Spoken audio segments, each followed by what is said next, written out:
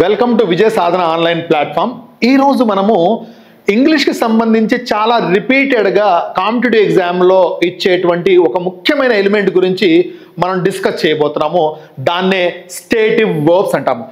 ఆ సెక్షన్ని మనం చూసినప్పుడు మనకు ముఖ్యంగా ఈ సెక్షన్ని ఇంగ్లీష్లో అత్యంత పాయిజనస్ స్టేట్మెంట్ అయినటువంటి ఐ లవ్ యూ అనే స్టేట్మెంట్తో మొదలు పెడదాం. ఎందుకంటే ఇది కూడా చాలా ఎక్కువ సార్లు అడగడం జరిగింది. సరే, ఈ స్టేట్మెంట్ని మనం మాట్లాడుకునే ముందు దీని గురించి డాక్టర్ శామ్యూల్ జాన్సన్ ఏమన్నారో ఒకసారి చూద్దాం. ఆయన ఏమన్నారంటే, love is the wisdom of the fool and the Foley of the wise అన్నారు. అదైతే నిజం. ఈ పాయిజనస్ స్టేట్మెంట్ యొక్క మీనింగ్ని పక్కన పెడితే దీన్ని ఎగ్జామ్లో ఎలా ఇస్తారు, దీనికి సంబంధించి ఇలాంటి మిగతా స్టేటివ్ వర్బ్స్ని మనం ఎలా ట్రబుల్ షూట్ చేయాలి అనే దాన్ని మనం ఇప్పుడు డిస్కస్ చేసుకోబోతున్నాము. దీన్ని ఎలా చేయాలి అంటే, ఫర్ ఎగ్జాంపుల్ ఫస్ట్ దీన్ని చూద్దాం. ఏమంటాం అంటే, స్టేటివ్ వర్బ్స్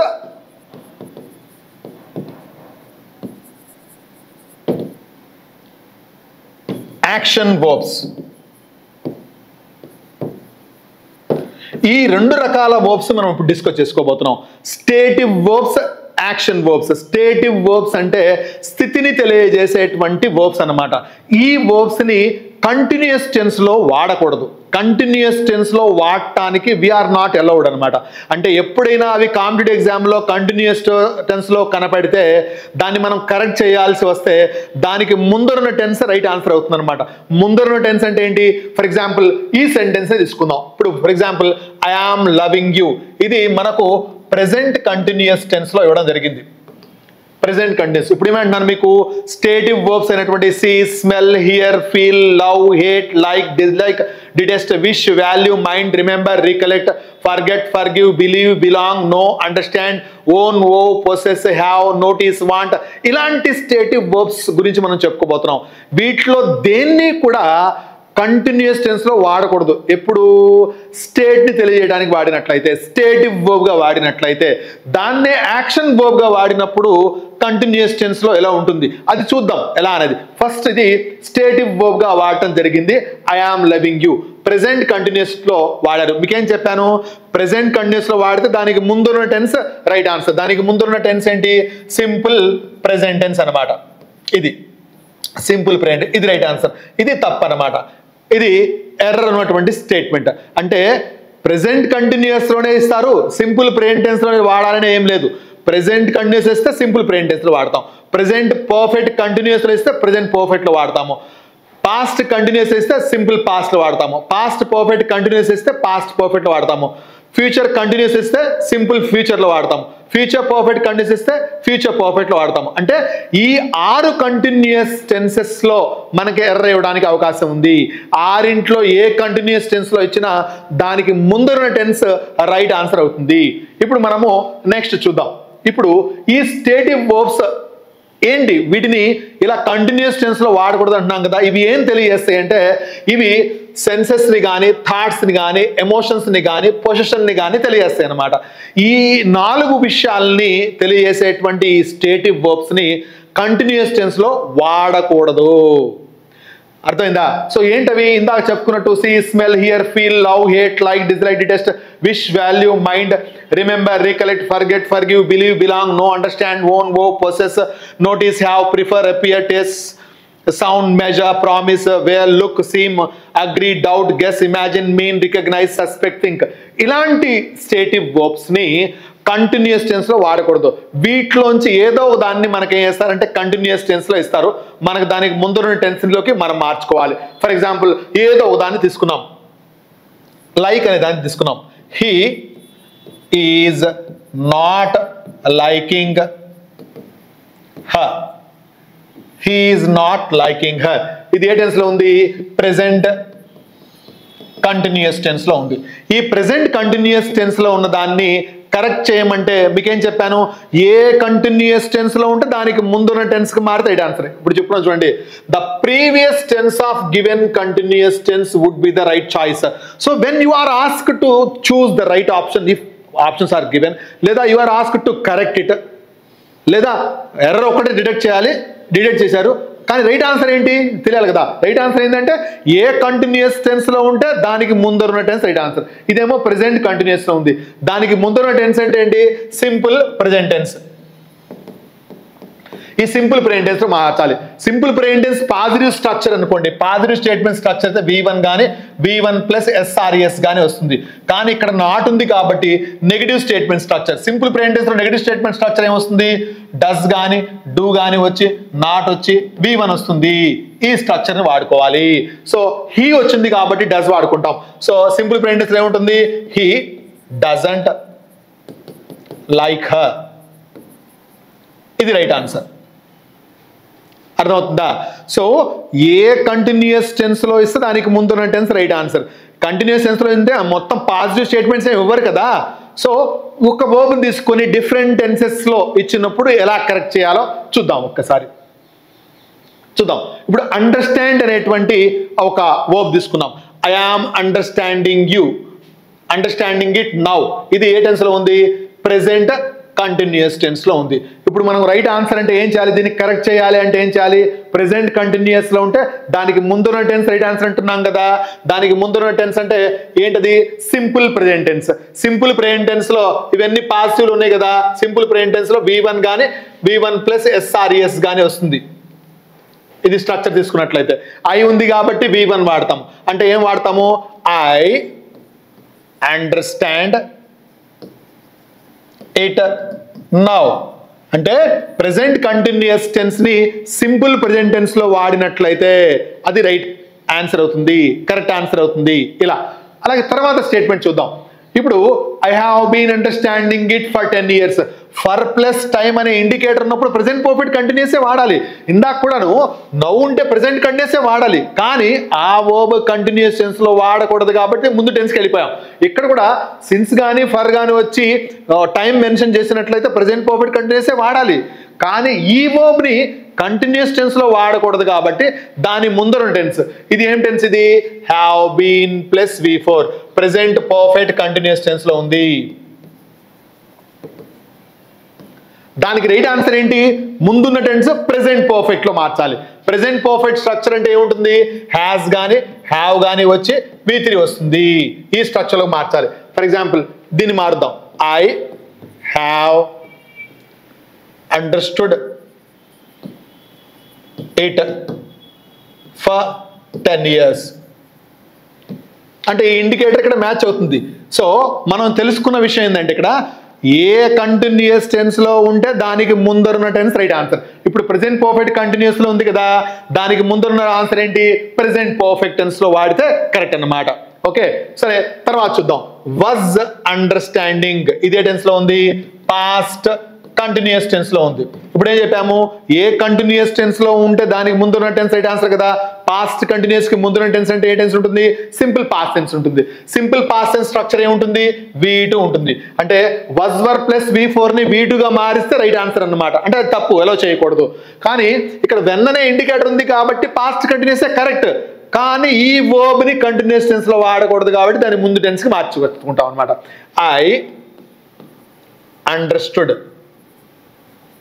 ఇట్ అని చెప్పి మొత్తం వాడుకుంటాం. సో ఇక్కడ V2 వాడాం, ఇది రైట్ ఆన్సర్ అనమాట. అంటే పాస్ట్ కంటిన్యూస్ టెన్స్ లో ఉంది కాబట్టి దాని ముందున్న tense simple past tense right answer అవుతుంది.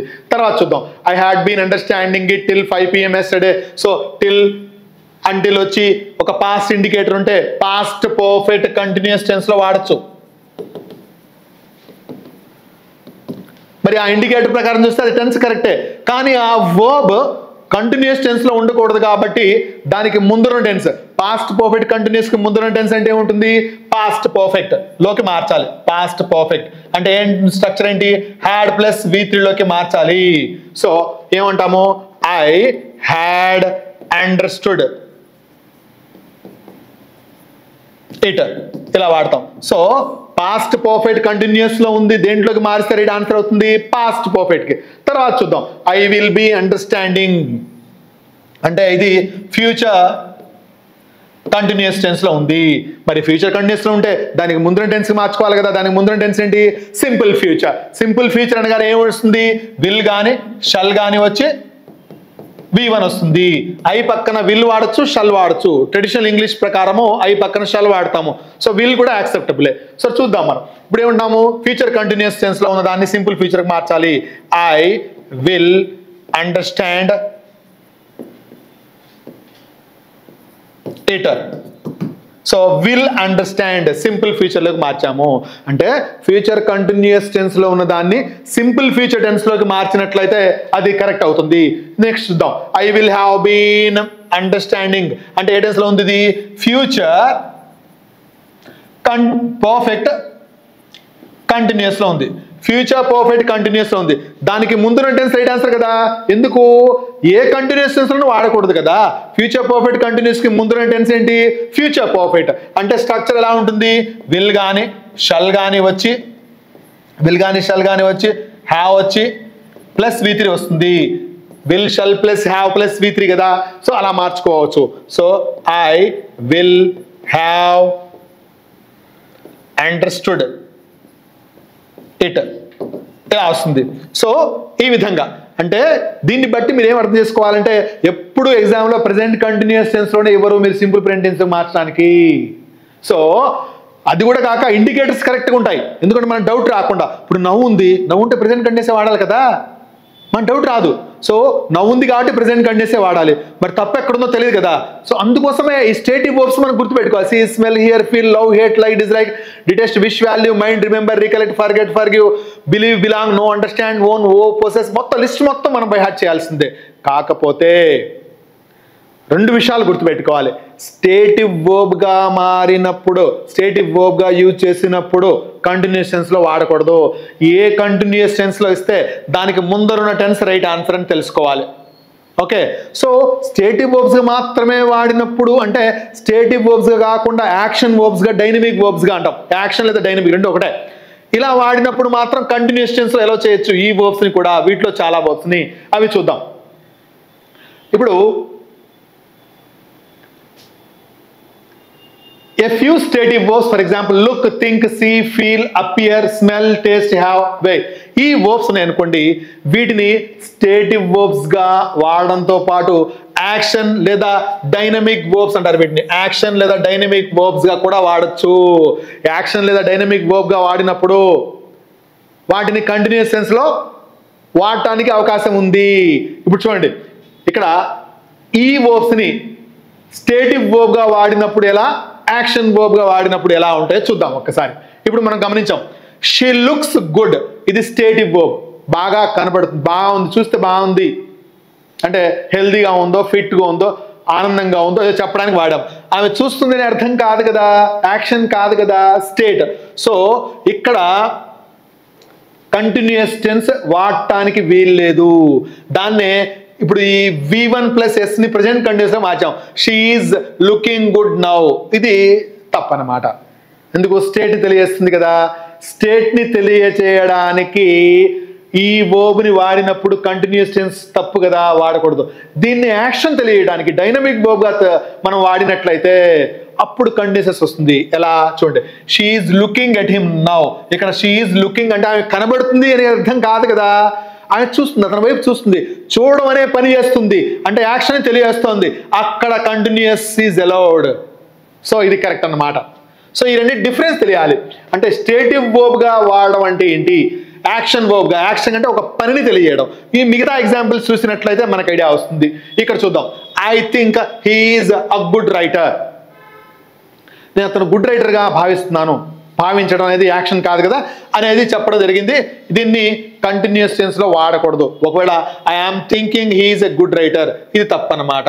సో ఇక్కడ స్టేట్ ని తెలియజేస్తే స్టేటివ్ వర్బ్ కంటిన్యూస్ టెన్స్ లో తప్పు, వాడకూడదు. ఇలా ఇచ్చినట్లయితే ఇది ఎర్ర అనమాట. ఇలా మాత్రమే వాడాలి. సరే, థింక్ అనే దాన్ని యాక్షన్ వర్బ్ గా, డైనమిక్ వర్బ్ గా వాడినట్లయితే ఎలా ఉంటుంది, క్వైట్, ఐఎమ్ థింకింగ్. మాడకండి, నేను ఆలోచిస్తున్నాను, ఆలోచించడం అనే పని చేస్తున్నాను అని చెప్తున్నాను కదా. సో యాక్షన్ వర్బ్ గా వాడుతున్నాను కాబట్టి ఇక్కడ థింక్ అనే దాన్ని కంటిన్యూస్ టెన్స్ లో వాడుకోవచ్చు. అర్థమైందా? సో ఇలాగే మిగతా రెండు మూడు చూద్దాం. The soup taste good. Soup బాగుంటుంది, బాగుంటుంది అన్నాం. ఆ సూప్ ఏదైనా చేస్తుందా, చేస్తున్నట్లు అర్థం కాదు కదా. కాబట్టి ఇక్కడ టేస్ట్ అనేది ప్రెజెంట్ ఫామ్లో కంటిన్యూస్ కానీ ఫామ్లో యాక్సెప్టబుల్ అనమాట. కానీ the soup is tasting good అని వాడామనుకోండి తప్పనమాట. ఎందుకంటే సూప్ ఏమైనా టేస్ట్ చేస్తుందా? అది కాదు కదా, అదేం చేయట్లేదు కదా, యాక్షన్ కాదు కదా, వాడటానికి లేదు, ఇది తప్పనమాట. దీన్నే యాక్షన్ వర్బ్గా వాడితే ఎలా ఉంటుంది? She is tasting the soup now. ఆమె సూప్ని టేస్ట్ చేస్తుంది. టేస్ట్ చేయడం అనే పని చేస్తుంది ఆవిడ. సో ఆమె ఒక పని చేస్తున్నట్లు చెప్తున్నాం కదా, యాక్షన్ తెలియజేస్తుంది కదా, డైనమిక్ వర్బ్గా వాడాం కదా, ఇక్కడ కరెక్ట్ అన్నమాట. సో ఈ వర్బ్స్ని స్టేటివ్ వర్బ్గా వాడినప్పుడు మాత్రం కంటిన్యూస్ టెన్స్ ఉండదు. యాక్షన్ వర్బ్గా వాడినప్పుడు ఏ కంటిన్యూస్ టెన్స్ వాడచ్చు. ఇక్కడ మాకు ఇదే కంటిన్యూస్ టెన్స్ వాడామంటే మీకు అర్థం అవడానికి. ఇంకోటి చూద్దాం. The box weighs 3 kilograms. ఈ బాక్స్ దాదాపుగా 3 కిలోలు ఉంటుంది అని చెప్పడం ఉద్దేశం. దాన్నే ప్రజెంట్ కండిషన్ చెప్పాలనుకోండి, the box is weighing 3 kilograms. ఇది 3 కిలోలు తూగుతుంది ఉంటుంది అన్నట్టు స్థితిని తెలియజేసాం అనుకోండి, వాడకూడదు కదా, తప్పనమాట. అలాగా దీన్నే యాక్షన్ వర్బ్గా డైనమిక్ వర్బ్గా వాడినట్లయితే ఎలా వాడతాము? He is weighing the apples. అతను యాపిల్స్ని తూస్తున్నాడు. తూయడం అనే పని చేస్తున్నాడు, కొలవడం అనే పని చేస్తున్నాడు అంటే యాక్షన్ తెలియజేస్తుంది కదా. సో యాక్షన్ వర్బ్గా ఇది యాక్సెప్టబుల్. ఇక్కడ చూద్దాం. He has a nice house near a large park. ఇక్కడ హ్యాజ్ మనం రెగ్యులర్గా వాడేటువంటి తప్పు. ఈ హ్యావ్ ఫార్మ్స్ని మనం కలిగి ఉండడం అనే అర్థం కోసం వాడినప్పుడు అది స్టేట్ అంటాం, స్థితిని తెలియడం అన్నట్లు. దాన్ని కంటిన్యూస్ టెన్స్లో వాడకూడదు. He is having a nice house near a large park. He is having అనేది వాడకూడదు, తప్పు అవుతుంది. అర్థమవుతుందా? సో హ్యావ్ అనే దాన్ని స్టేటివ్ వర్బ్గా కంటిన్యూస్ టెన్స్లో వాడకూడదు. ఈ హ్యావ్ అనే దాన్నే మన ఎగ్జామ్స్లో చాలా సందర్భాల్లో ఎర్రగా ఇవ్వడం జరిగింది, దాన్ని వాడకూడదు. సో హీ ఈజ్ హ్యావింగ్ అనేది తప్పు కాబట్టి సో ఖచ్చితంగా సింపుల్ ప్రెజెంట్ ఫామ్లో హీ షీట్ అయితే హ్యాజ్, ఐ ఇదే అయితే హ్యావ్ వాడతాం. అదే హ్యావ్ని స్టేటివ్ వర్బ్గా డైనమిక్ వర్బ్గా వాడినట్లయితే ఎలా ఉంటుంది చూడండి. We are having dinner now. We are having dinner now. Having అంటే ఏంటి? ఇక్కడ ఈటింగ్, టేకింగ్ అంటే తినడము, తాగడము, అర్థమైందా, ఎంజాయ్ చేయడము, ఇలాంటి అర్థాలు వచ్చేట్టు హ్యావ్ని వాడామనుకోండి అది యాక్షన్ వర్బ్ అవుతుంది. అప్పుడు కంటిన్యూస్ టెన్స్లో ఎలా చేయొచ్చు. ఇప్పుడు మనం చెప్పుకున్నటువంటి ఈ హ్యావ్ అనే పదాన్ని ఎక్కువగా ఎగ్జామ్స్లో ఎర్రర్స్లో ఇస్తారని చెప్పుకున్నాం కదా. So I am having a car తప్పు, I have a car correct. She is having problems తప్పు, షీ హ్యాస్ ప్రాబ్లమ్స్ కరెక్ట్. దీన్ని ఎక్కువగా ఇస్తారు కాబట్టి దీన్ని ఏ అర్థం కోసం వాడినప్పుడు యాక్షన్ వర్బ్గా చూసుకోవాలి చూడండి. The verb have as main verb in continuous tense can be used in the context of taking, receiving and experiencing. దీన్ని గుర్తుపెట్టుకోండి.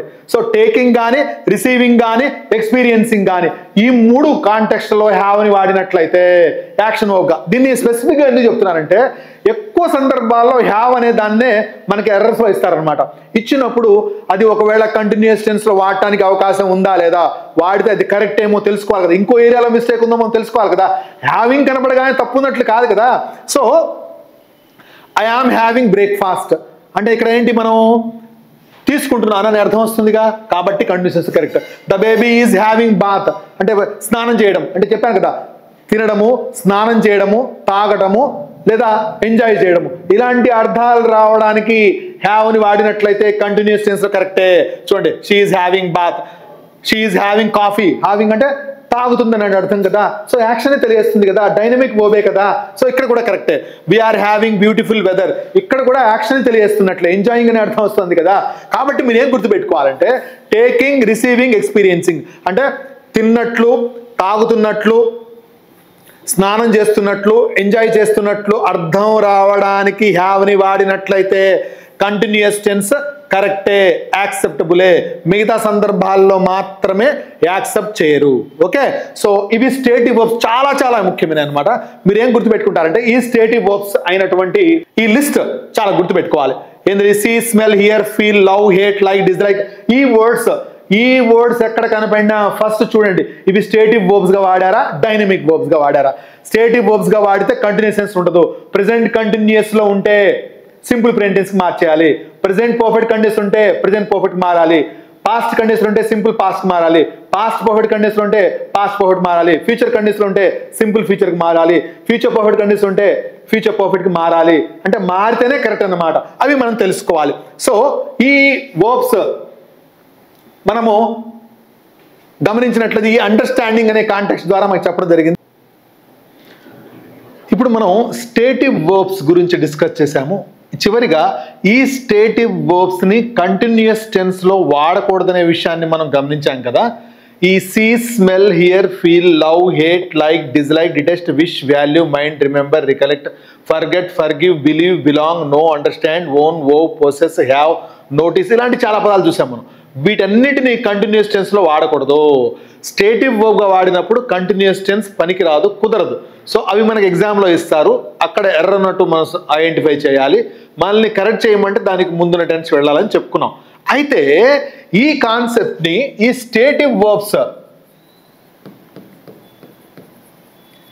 అనే దాన్ని ఎక్స్ప్లెయిన్ చేసేటప్పుడు కొంతమంది ఎక్స్పర్ట్ చెప్పే విధానంలో చిన్నపాటి ఒక యాంబిగ్విటీ ఉంటుంది, ఒక కన్ఫ్యూజన్ క్రియేట్ అయ్యే అవకాశం ఉంది. కాబట్టి చివరిగా దాని గురించి ఒక క్లారిటీ ఇద్దామనే ఉద్దేశంతో చెప్తున్నాను. ఇప్పుడు అక్కడ ఏం చెప్తారంటే చాలామంది ఈ స్టేటివ్ వర్బ్స్ అయినటువంటి ఇప్పుడు మనం చెప్పుకున్న see, smell, hear, feel, love, hate లాంటి ఈ పదాలు ఉన్నాయి కదా. సో అండర్స్టాండ్ ఇలాంటి పదాలు జస్ట్ ఇప్పుడు ఈ 3 పదాలు చూసాం. మా లిస్ట్ మొత్తం ఎందుకులేండి. ఈ పదాలని మనం కంటిన్యూస్ టెన్స్లో వాడకూడదు అంటే వీళ్ళేం చెప్తారు అంటే వీటికి ఇంక్ ఫామ్ యాడ్ చేయకూడదు అని చెప్తారు. ఇంక్ ఫామ్ యాడ్ చేయకూడదు, స్టేటివ్ వర్బ్స్కి ఇంక్ ఫామ్ యాడ్ చేయడమే తప్పు అంటారు. ఇంక్ ఫామ్ యాడ్ చేయడం వేరు, కంటిన్యూస్ టెన్స్లో వాడడం వేరు. ఎందుకంటే ఇంక్ ఫామ్లో ఉన్న ప్రతి పదం కంటిన్యూస్ టెన్స్లో ఉన్నట్లు కాదు కదా. సో ఇంక్ ఫామ్లో ఉన్న పదము కంటిన్యూస్ టెన్స్లో ఉన్న వర్బ్ అయి ఉన్నట్లయితే దానికి ముందర ఆక్సిలరీ వర్బ్ ఉంటుంది. ఫర్ ఎగ్జాంపుల్ ఇప్పుడు లవ్ అనే ఒక పదాన్ని తీసుకున్నాం. ఈ లవ్ అనే దాన్ని లవింగ్ అని వాడాను అనుకోండి. ఈ లవింగ్ అని వాడినప్పుడు ఖచ్చితంగా దాని ముందు ఆక్సిలరీ వర్బ్ ఉంటేనే కదా అది కంటిన్యూస్ టెన్స్లో మెయిన్ వర్బ్గా వాడినట్లు. ఆక్సిలరీ వర్బ్ లేనప్పుడు అది జెరండ్ అవుతుంది. అర్థమవుతుందా? సో ఆ జెరండ్గా వాడచ్చు. అంటే ఇంక్ ఫామ్ వాడకూడదు అనేది తప్పు. ఇంక్ ఫామ్తో ఉండి దాని ముందు ఆక్సిలరీ ఉంటే అది కన్స్ట్రక్షనల్ మిస్టేక్ కింద వస్తుంది. ఎలా ఇప్పుడు చూద్దాం. ఇప్పుడు ఈ ఎగ్జాంపుల్ చూసాం అనుకోండి, మనకు he has a thorough understanding of the subject అన్నాము. ఇక్కడ అండర్స్టాండ్కి ఇంక్ ఫామ్ ఉంది. ఇక్కడ నువ్వు వాడకూడదంటే ఎలా? మనం స్టేటివ్ వర్బ్, అండర్స్టాండ్ అనేది స్టేటివ్ వర్బ్, స్టేటివ్ వర్బ్కి ఇంక్ ఫామ్లో వాడకూడదు, ఇంక్ ఫామ్ యాడ్ చేయకూడదు అంటున్నారు కదా. సో యాడ్ చేసాం, ఇది కరెక్ట్, తప్పేం కాదు. ఇక్కడ ఎందుకు యాక్షన్ వర్బ్గా వాడాము కాదు, అసలు వర్బే కాదు అది. సో ఇంక్ ఫామ్తో ఉన్నది వాడకూడదని ఎప్పుడు చెప్తామంటే దాని ముందు ఒక ఆక్సిలరీ వర్బ్ ఉన్నట్లయితే అది వర్బ్ అవుతుంది, కంటిన్యూస్ టెన్స్లో వాడినట్లు అవుతుంది, అప్పుడు దాన్ని వాడకూడదని చెప్పొచ్చు. అర్థమవుతుందా? సో మీరు గుర్తుపెట్టుకోవాల్సిన అంశం ఏంటంటే ఇంక్ ఫామ్ వాడకుండా ఉండడం కాదు, కంటిన్యూస్ టెన్స్లో వాడకుండా ఉంటాం. కంటిన్యూస్ టెన్స్లో ఇటు ఇంక్ ఫామ్ వస్తుంది కదా. ఇప్పుడు చూడండి, I hope to get a clear understanding of the issues involved. Understand అనే పదాన్ని ఎందుకు వాడామంటే మనం ఇందాక చెప్పుకున్నప్పుడు అండర్స్టాండ్ని ప్రెజెంట్ కంటిన్యూస్ టెన్స్లో ఇచ్చినప్పుడు సింపుల్ ప్రెజెంట్ టెన్స్లో వాడము, ప్రెజెంట్ పర్ఫెక్ట్ కంటిన్యూస్లో ఇచ్చినప్పుడు ప్రెజెంట్ పర్ఫెక్ట్లో వాడము, పాస్ట్ కంటిన్యూస్లో ఇచ్చినప్పుడు సింపుల్ పాస్ట్లో వాడడం చూసాం కదా. సో దాన్నే మీ క్లారిటీ కోసం అదే పదాన్ని వాడటం జరిగింది. ఇక్కడ మనం ఈ పదాన్ని చూసినప్పుడు దీని ముందు ఆక్సిలరీ వర్బ్ లేదు అంటే ఇంక్ ఫామ్ యాక్సెప్టబుల్. అంటే కంటిన్యూస్ టెన్స్లో వాడకూడదు అంటే ఆక్సిలరీ వర్బ్ ఉండి దాని తర్వాత V1కి ఇంక్ ఫామ్తో ఉన్న స్ట్రక్చర్ మనం యాక్సెప్ట్ చేయము. అంటే ప్రెసెంట్ కంటిన్యూస్ అనుకోండి, ఈజ్, యామ్, ఆర్ ఉండి ఇంక్ ఫామ్ ఉంటుంది. పాస్ట్ కండిషన్ అనుకోండి, వస్, వర్ ఉండి V1 ప్లస్ ఇంగ్ ఉంటుంది. ఫ్యూచర్ కండిషన్ అనుకోండి, will, shall plus be plus V1 plus ing ఉంటుంది. ప్రెసెంట్ పర్ఫెక్ట్ కంటిన్యూస్ అనుకోండి, has, have plus been plus V1 plus ing ఉంటుంది. Past perfect condition అనుకోండి, had plus been plus V1 plus ing ఉంటుంది. అంటే ఖచ్చితంగా auxiliary verb ఉండి తీరాల్సిందే. అలా వాడకూడదు స్టేటివ్ వర్బ్స్ని. ఓకే, సో ఈ పాయింట్ చెప్పడం యొక్క ముఖ్య ఉద్దేశం ఏంటంటే ఇంక్ ఫామ్ యాడ్ చేయకూడదు అనేది తప్పు. ఎందుకంటే ఇక్కడ వాడాం కదా, అది కరెక్టే. Loving is a kind act అన్నాము. సో లవ్కి ఇంక్ ఫామ్ వాడకూడదంటే ఎలా కుదురుతుంది? లవ్ అనే పదాన్ని మెయిన్ వర్బ్గా కంటిన్యూస్ టెన్స్లో వాడకూడదు, అది గుర్తుపెట్టుకోవాల్సిన అంశం. సో ఇక్కడ కూడా చూద్దాం. హ్యావ్ని కూడా మనం ఏం చెప్పుకున్నాం, స్టేటివ్ వర్బ్ అది, దాన్ని కంటిన్యూస్ టెన్స్లో వాడకూడదు అని చెప్పాం. అంతేగాని హ్యావ్కి ఇంగ్ ఫామ్ కలగకూడదు అనకూడదు. ఎందుకు, ఇలా వాడాం కదా, అర్థమవుతుందా? సో ఇది కలపకూడదు, యాడ్ చేయకూడదు అని ఎప్పుడు ఆలి, ఒక కంటిన్యూస్ స్ట్రక్చర్లో వాడినప్పుడు అప్పుడు మనం అబ్జెక్షన్ చేస్తాం అనమాట, అబ్జెక్ట్ చేస్తాం, ఎస్ ఇక్కడ వాడకూడదు అని. సో ఇక్కడ ఇది చెప్పడం ముఖ్య ఉద్దేశం ఏంటంటే ఇంగ్ ఫామ్ యాడ్ చేయకూడదు స్టేటివ్ వర్బ్స్కి అని గుర్తుపెట్టుకోకూడదు. స్టేటివ్ వర్బ్స్ని కంటిన్యూస్ టెన్స్లో వాడకూడదు అనేది గుర్తుపెట్టుకోండి. ఓకే, సో ఇంగ్ ఫామ్తో ఇక్కడ మనం చూసినట్టయితే he has a thorough understanding of the subject, I hope to get a clear understanding of the issues involved, loving is a kind act, having finished my homework, I went to bed. ఈ 4 సెంటెన్సెస్లో మనం అనుకున్నటువంటి స్టేటివ్ వర్బ్స్ని ఇంగ్ ఫామ్తో వాడడం జరిగింది. 4 కరెక్టే, mistaken construction కాదది. So మీరు గుర్తుపెట్టుకోవాల్సింది ఏంటంటే ఇంగ్ ఫామ్ యాడ్ చేయకూడదు అనేది కాన్సెప్ట్ కాదు, ఈ స్టేటివ్ వర్బ్స్ని కంటిన్యూస్ టెన్స్లో వాడకూడదు అది. Okay, I hope you understood what I have told, మీకు అర్థమై ఉంటుంది. సో ఇది చాలా ముఖ్యమైన కాన్సెప్ట్, స్టేటివ్ వర్బ్స్. ఓకే, సో మా విజయ సాధన స్టడీ సర్కిల్ లైక్ చేయండి, షేర్ చేయండి. నెక్స్ట్ ఇలాంటి అత్యంత ముఖ్యమైన టాపిక్స్తో మీ ముందుకు వస్తాను.